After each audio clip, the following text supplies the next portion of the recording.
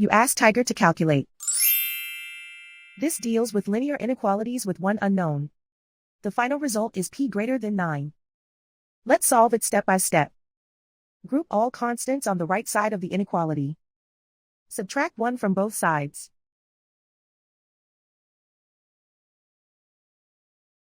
Simplify the arithmetic.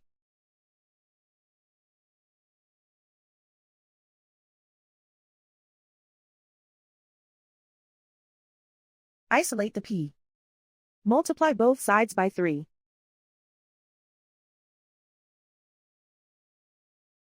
Group like terms.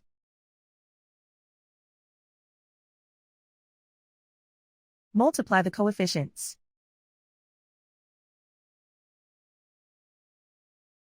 Simplify the fraction.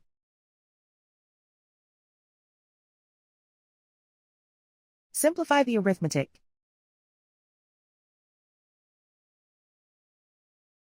Plot the solution on a coordinate grid.